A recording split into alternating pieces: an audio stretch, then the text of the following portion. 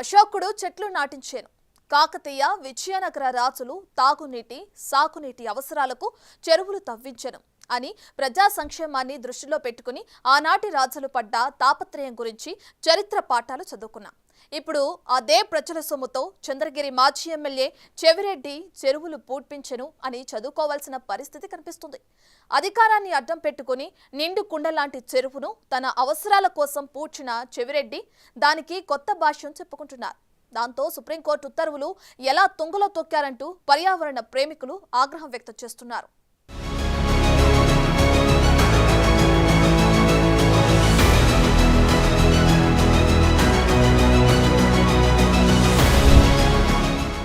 నీటి ఆవశ్యకత రాయలసీమ వాసులకు తెలిసినంతగా ఎవ్వరికీ తెలియదు. కరువు, క్షామం విలయతాండవం చేస్తుంటాయక్కడ. అందుకే రాజులు ఎంత నిర్దయులైనా తాము పాలించటానికి ప్రజలు అవసరం కాబట్టి చెరువులు తవ్వించారు. చివరకు దేశాన్ని ఆక్రమించుకుని పాలించిన పరదేశీయులు సైతం చెరువుల జోలికి పోలేదు. అయితే గత వైసీపీ పాలకులు మాత్రం చెరువులను యథేచ్ఛగా చెరపట్టారు. ఆధ్యాత్మిక రాజధాని తిరుపతి చుట్టూ వందలాది చెరువులుండేవి. పాలకులతో పాటు భక్తులు సైతం స్వామివారి మీద భక్తితో ఈ ప్రాంతంలో చెరువులు తవ్వించారు. అవన్నీ ఒకదానితో ఒకటి అనుసంధానం చేసిన లింక్ చెరువులు కావటం విశేషం.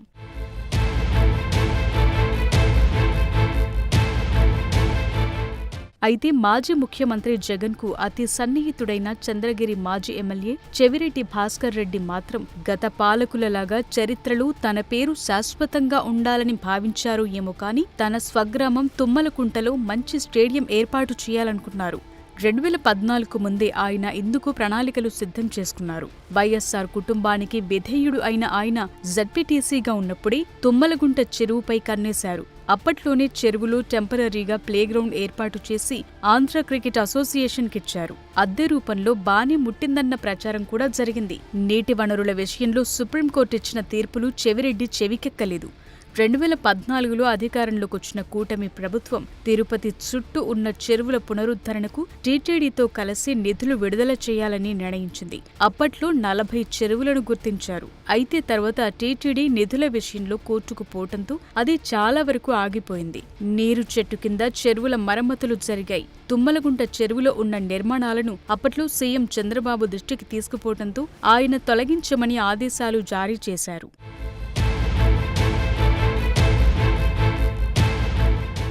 ఇదే సమయంలో అవిలాల చెరువు విషయంలో టీటీడీ ఆధునీకరణ పేరుతో వాకింగ్ ట్రాక్తో పాటు వివిధ రకాల నిర్మాణాలు చేపట్టడాన్ని స్థానికులు వ్యతిరేకిస్తూ ఎన్జీటీని ఆశ్రయించారు. దానిపై చెరువును యథావిధిగా ఉంచాలని, నీటి నిల్వ ఉంచే విధంగా ఏర్పాటు చేయాలని 2020లో ఎన్జీటీ ఆదేశాలు జారీ చేసింది. దాంతోపాటు అవిలాల చెరువుకు వచ్చే సప్లై ఛానల్స్ సైతం పునరుద్ధరించాలని ఆదేశాలు జారీ చేయటమే కాకుండా అతిక్రమిస్తే క్రిమినల్ చర్యలు సైతం ఉంటాయని హెచ్చరించింది. 2019లో రాష్ట్రంలో అధికారం మారిన తర్వాత చంద్రగిరి ఎమ్మెల్యేగా గెలిచి తుడా చైర్మన్, ప్రభుత్వ విప్ లాంటి పదవులు పొందిన చెవిరెడ్డి స్పీడ్ పెంచారు. తన ఊరి పక్కనున్న చెరువును తన సొంత చెరువుగా భావించారు. చెరువును పూడ్చేసి స్పోర్ట్స్ అకాడమీగా మార్చారు. వాకింగ్ ట్రాక్తో పాటు అన్ని రకాల క్రీడా కోర్టులు ఏర్పాటు చేయించారు. దాన్ని అధునాతన స్టేడియంగా తీర్చిదిద్దటానికి తుడా నిధుల నుంచి 40 కోట్లు వెచ్చించారు. ఇక స్టేడియం మెయింటెనెన్స్ కోసం 20 కోట్లు తుడా నిధులు డిపాజిట్ చేయించినట్లు తెలుస్తోంది.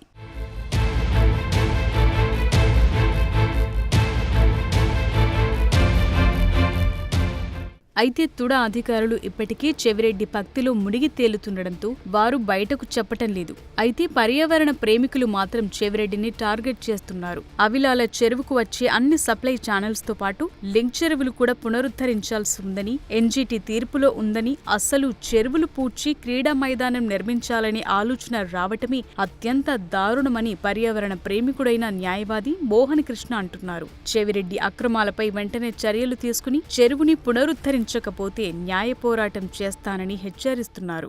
గురైనందుకు ఈ రోజు తుమ్మలగుంట చెరువులో స్టాగ్నేట్ కావాల్సిన అంత నీరు తిరుపతి నగరం వైపు వచ్చి ఈరోజు తిరుపతి నగర వాసులు ఎన్నడూ చూడని వరదలు ఎదుర్కోవాల్సి వచ్చింది. సో ఇలాంటివి చాలా మనం చూడబోతున్నాం. ఈ తుమ్మలగుంట చెరువుకు సంబంధించి మీరు అన్న అసోసియేషన్ ఏదైతే ఉందో, నేను వచ్చే ఒకటే సజెషన్ అండి. ఆయన ఎవరైతే మాజీ ఎమ్మెల్యే ఉన్నారో ఆయన అనొచ్చామో రూల్స్ ప్రకారం జరుగుతున్నాయి, ఇవన్నీ చక్కగా చేసినామని చెప్పేసి నేను అడుగుతుంది చెవిరెడ్డి భాస్కర్ రెడ్డిని ఒకటే, ఏ రూల్స్ ప్రకారం నువ్వు తుడాలో కూర్చొని నువ్వు ప్రభుత్వంలో కూర్చొని నీ ఇష్టం వచ్చిన జీవోలు నువ్వు ఇచ్చుకుంటూ నువ్వు ఇచ్చిన జీవోలు అంత తిరుగులేనివా? న్యాయ వ్యవస్థ తలుచుకుంటే నీ జీవోలు ఎందుకు చెల్లవు? సుప్రీంకోర్టు జడ్జిమెంట్లు ఉన్నాయండి. చెరువులను పరిరక్షించాలని అందరు చీఫ్ సెక్రటరీలకు డైరెక్షన్ ఉంది. చెరువులను పరిరక్షించాలని our ancestors are not fools అని చెప్పింది సుప్రీంకోర్టులో తీర్పులో. సుప్రీంకోర్టు తీర్పులపైన న్యాయ వ్యవస్థ పైన అవగాహన లేక, గత తీర్పులపైన అవగాహన లేక, చెరువుల పట్ల విలువ తెలుసుకోలేక ఇటువంటి వాళ్ళు వచ్చి మన 5 సంవత్సరాలు పరిపాలించి ఇంకా వీళ్ళు చెరువులను పరిరక్షిస్తారు, మనం ఆ చెరువుల నుంచి నీళ్లు తాగుతాం, మనం బ్రతుకుతాం. Shame on this person. తిరుపతితో పాటు పరిసర ప్రాంతాల్లో భూగర్భ జలాల పెంపునకు చెరువులే కీలకం. అలాంటిది 89 ఎకరాల్లో ఉన్న తుమ్మలకుంట చెరువును పూడ్చివేయటం దారుణమని పర్యావరణ ప్రేమికులంటున్నారు. అలాంటి క్రీడా మైదానం మరో చోట నిర్మించుకోవచ్చని, తరతరాల నుంచి ఉన్న చెరువును పూడ్చటమంటే భవిష్యత్ తరాలకు ఉరివేయటం లాంటిదే అని ఆగ్రహం వ్యక్తం చేస్తున్నారు.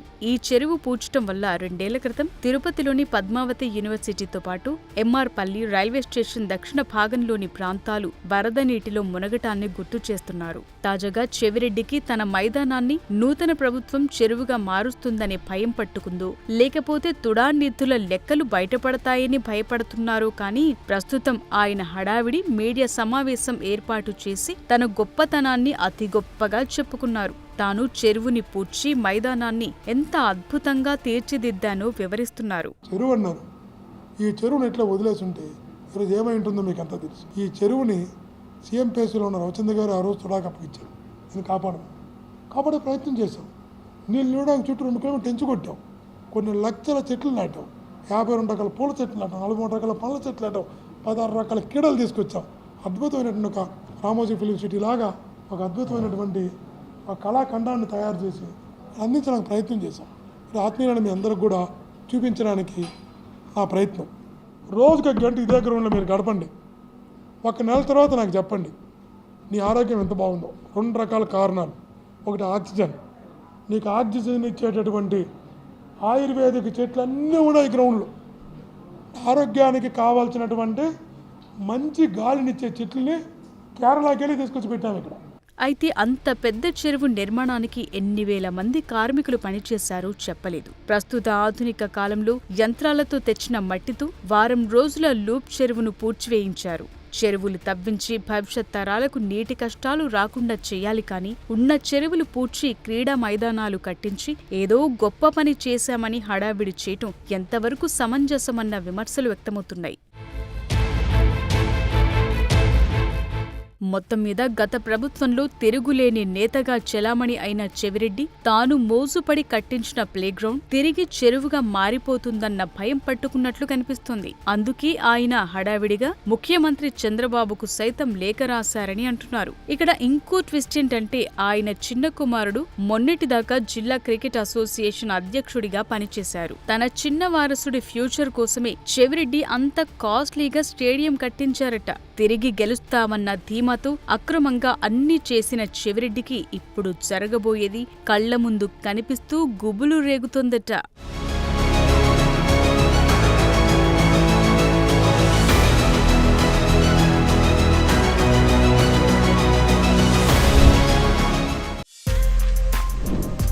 For more videos like this, subscribe Big TV channel.